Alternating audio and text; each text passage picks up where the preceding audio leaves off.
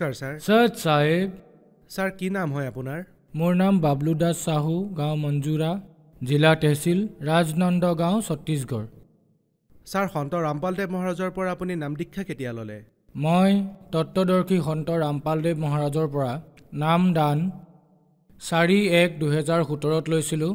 গঞ্জমন্দিত এখন বিশাল সৎসংগ হৈ আছিলে। সন্ত ৰামপালদেৱ মহাৰাজৰ পৰা নাম দীক্ষা লোৱাৰ আগত আপুনি কি ভক্তি সাধনা কৰিছিল? তত্ত্বদৰ্শী সন্ত ৰামপালদেৱ মহাৰাজৰ পৰা নাম দান দীক্ষা লোৱাৰ আগতে মই আগৰ পৰাই কবিৰপন্থী ধৰ্মক মানুহতা আছিলোঁ। মই দামাখেৰাৰ লগত জড়িত আছিলোঁ আৰু তাৰ লগতে পৰমাত্মা কবিৰদেৱৰ 52 জঞ্জিৰা চলিছিলে দামাখেৰাৰ মাধ্যমেৰে। গতিকে মই তাত তান্ত্ৰিক গুৰু হৈছিলোঁ আৰু সেই সময়তে মাৰ পূজা ইত্যাদি সকলো কৰা কৰিছিলোঁ। যাৰ এয়া পৃষ্ঠা। মই এনেকৈ সেৱা কৰিছিলোঁ। এই সেৱা পৰমাত্মা কবিৰৰ নামত মই কৰা কৰিছিলোঁ। গতিকে এই প্ৰকাৰে আমি আমাৰ কৰ্ম কৰি আহিছিলোঁ, কিন্তু তাৰ পৰা আমি কোনো বেনিফিট পোৱা নাছিলোঁ, ফলাফল পোৱা নাছিলোঁ। মালিকক বিচাৰি ফুৰিছিলোঁ। 5 বছৰ বয়সৰ পৰাই নিজৰ ভগৱানক বিচাৰি আছিলোঁ। আৰু পিছত মই জমছেদপুৰৰ পৰা 2004 চনত উভতি আহিলোঁ। 2004ত উভতি আহিলোঁ। তাৰ পিছত মই জ্ঞান গংগা পঢ়িলোঁ। পঢ়াৰ পিছত মোৰ এনেকুৱা লাগিল যে হয় ইয়াত ভগৱান আছে। সেই সময়তে পৰমাত্মা তত্ত্বদৰ্শী সন্ত ৰামপালদেৱ মহাৰাজ কবিৰ ভগৱানৰ ৰূপত আহি এনেকৈ চাই আছে। মই ভাবিলোঁ কোন আহি গ'ল, এয়া কোন আহি গ'ল? তেওঁ ক'লে মই হয় পুত্ৰ, ভয় খাব নালাগে। মই ক'লোঁ এ মালিক, মই পাই গ'লোঁ। মই বিচাৰি আছিলোঁ দাতা আপোনাক 5 বছৰৰ বয়সৰ পৰাই। আজি মই পাই গ'লোঁ। কবিৰ ভগৱান তত্ত্বদৰ্শী সন্ত ৰামপালদেৱ মহাৰাজৰ ৰূপত মোৰ সন্মুখত আহি গ'ল। আৰু তাৰপিছত মই 4 মাহ সৎসংগ শুনিলোঁ। শুনাৰ পিছত মই নামদান লোৱাৰ বাবে 4-1-2017ত মহা সৎসংগ হৈছিলে। তাত সৰ্বপ্ৰথমে মই নামদান লৈছিলোঁ। ছাৰ প্ৰথমতে আপুনি দামাখেৰা পন্থৰ লগত জড়িত আছিল। দামাখেৰা পন্থ বহুত বছৰ আগৰ পৰাই চলি আহিছে আৰু তেওঁলোকো কবিৰপন্থী আৰু সন্ত ৰামপালদেৱ মহাৰাজো কবিৰপন্থী। মোৰ প্ৰশ্নটো এইটোৱেই যে ইমান পুৰণা পন্থ এৰি আপুনি সন্ত ৰামপালদেৱ মহাৰাজৰ শৰণলৈ কিয় আহিল? মই দামাখেৰা পন্থক এৰি তত্ত্বদৰ্শী সন্ত ৰামপালদেৱ মহাৰাজৰ শৰণলৈ এইবাবেই আহিলোঁ যে মই তাত দামাখেৰা পন্থৰ পৰা মই কোনো শান্তি পোৱা নাছিলোঁ। চৌকা আৰতিও কৰাইছিলে, কিন্তু কোনো বেনিফিট পোৱা নাছিলোঁ। ওলোটা আমাৰ ওপৰত দুখেই দুখ আহি পৰিছিল। এই সকলো সমস্যাক দেখিও প্লাছ আমাৰ যি প্ৰকৃত ভগৱান আছে, যি আজি আমি গম পালোঁ, যি ভগৱানক আমি বিচাৰি আছিলোঁ, তেওঁ তত্ত্বদৰ্শী সন্ত ৰামপালদেৱ মহাৰাজৰ শৰণলৈ অহাৰ বাবে সেই ভগৱানক আমি পালোঁ। আৰু সেইবাবে আমাৰ জ্ঞান হ'ল নহয় গুৰুটো এওঁৱেই হয়।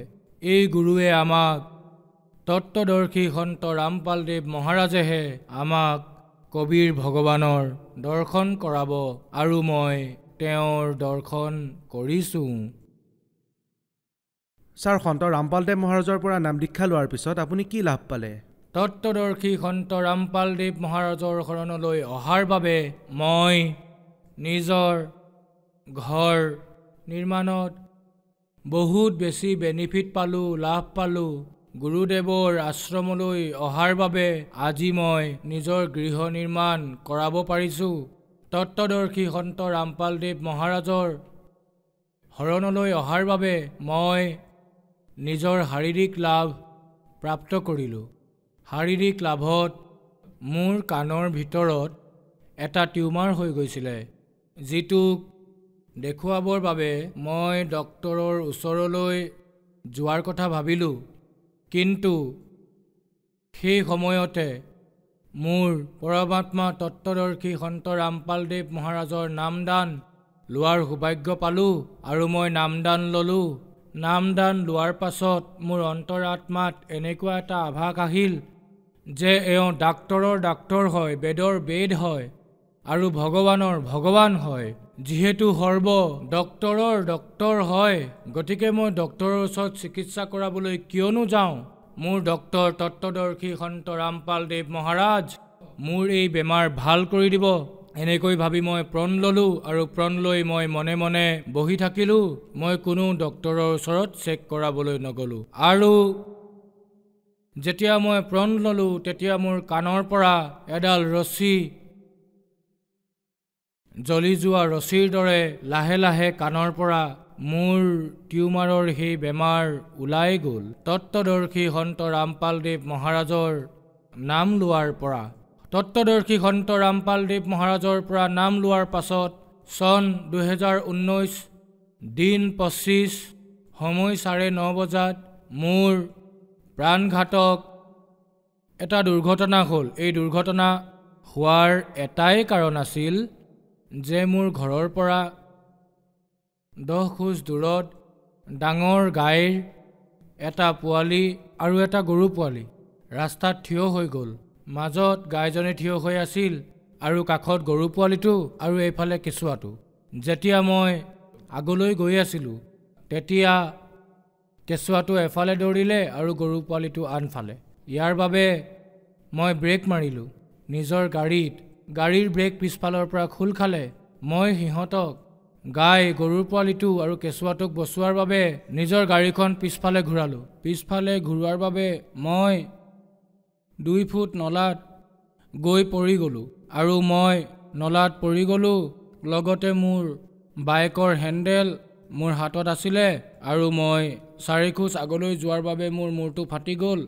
এয়া এতিয়াও ফটাই আছে, ফাটি ওলমি গৈছিলে। আৰু ওলমি থকাৰ পিছত তত্ত্বদৰ্শী সন্ত ৰামপাল দেৱ মহাৰাজে মোৰ দুয়োখন কান্ধত ধৰি বাইকৰ সৈতে থিয় কৰাই দিলে আৰু মই চিধাকৈ থিয় হৈ থাকিলোঁ। তেজ মোৰ ওলায়ে আছিলে, একেবাৰে তেজত ৰঙা হৈ গৈছিল। মোৰ শৰীৰৰ পৰা তেজ ওলাই আছিল। তাৰ পিছতো মই থিয় হৈ থাকিলোঁ, কিন্তু আন কোনেও মোক উঠোৱা নাছিলে। ইমানতে মোৰ গাঁৱৰ এজন বয়সস্থ জীৱন চাহাৰে আৰু এজন ল'ৰা, দুয়োজনে মোৰ বাহুত ধৰি আৰু আমাৰ গাঁৱৰ অংগনবাদী কেন্দ্ৰলৈ লৈ গৈ মোক বহুৱাই দিলে। সেই সময়তে হুলস্থুল লাগি গ'ল যে টাটাৰ ববলু দাস মৰিব ওলাইছে এতিয়া। এনেকুৱা হুলস্থুল হ'ল। তেতিয়া মোৰ ডাঙৰ ছোৱালীজনীয়ে মহেশ্বৰী দাসী, যিয়ে নাম লৈছিলে, নাগপুৰত থাকে তাই মোৰ ওচৰলৈ আহিছিল 2019 তাই এজন চুবুৰীয়াক ফোন কৰিলে। ফোন কৰাৰ পিছত সেই চুবুৰীয়াজন আহিলে। যেতিয়াই সি মোক ষ্টেচাৰত বহুৱালে তেতিয়া সন্ত ৰামপাল দেৱ মহাৰাজে লেপেটা কাঢ়ি বহি আছিলে।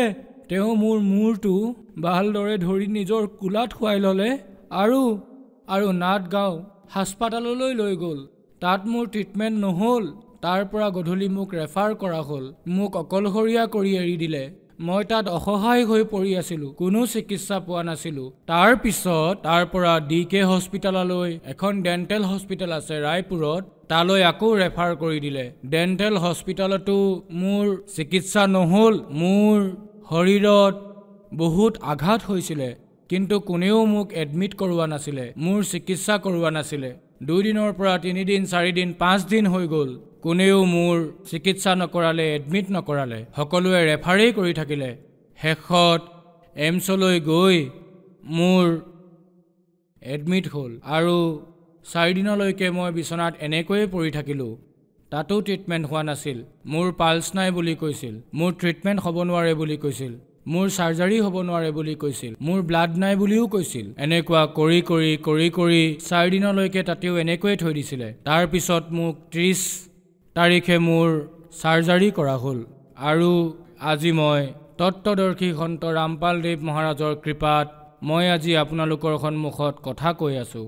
ছাৰ, সন্ত ৰামপাল দেৱ মহাৰাজৰ পৰা নাম দীক্ষা লোৱাৰ পিছত আপুনি বহুত লাভ পালে। গতিকে যিসকল শ্ৰদ্ধালুৱে আপোনাক চাই আছে তেওঁলোকক আপুনি কি ক'ব বিচাৰিব?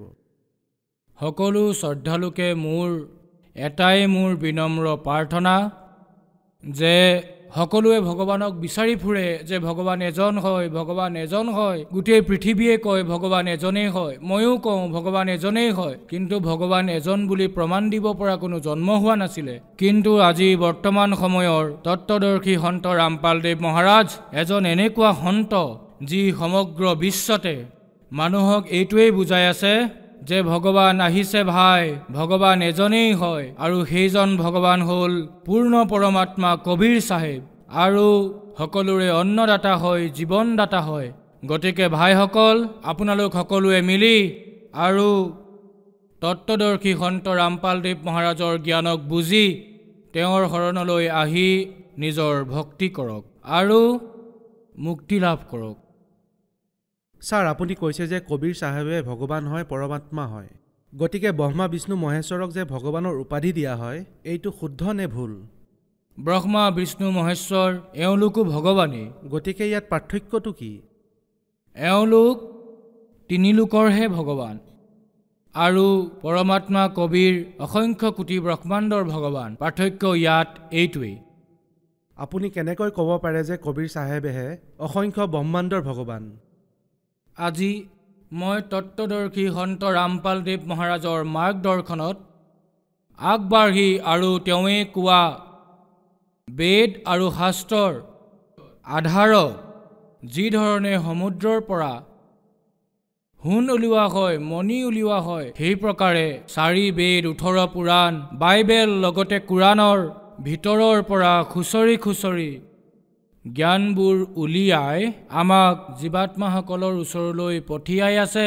গতিকে তেওঁৱেই পাৰফেক্ট আৰু শুদ্ধ জ্ঞানদাতা হয়, আৰু ইয়াৰ পৰাই সিদ্ধ হয় যে তত্ত্বদৰ্শী সন্ত ৰামপালদেৱ মহাৰাজে যি কৈ আছে সেই কবীৰ ভগৱানেই এজন ভগৱান। সন্ত ৰামপালদেৱ মহাৰাজৰ পৰা নাম দীক্ষা কেনেকৈ ল'ব পাৰি? তত্ত্বদৰ্শী সন্ত ৰামপালদেৱ মহাৰাজৰ পৰা নাম দীক্ষা লোৱাৰ বাবে বহুতো চেনেলত যি নম্বৰ হালধীয়া শাৰীত আহে সেই নম্বৰত যোগাযোগ কৰিব পাৰে, আৰু লগতে যিবোৰ নামদান কেন্দ্ৰ খোলা হৈছে, লগতে মোবাইলতো যোগাযোগ কৰিব পাৰে, তাৰ পৰাও আপুনি নামদান ল'ব পাৰে।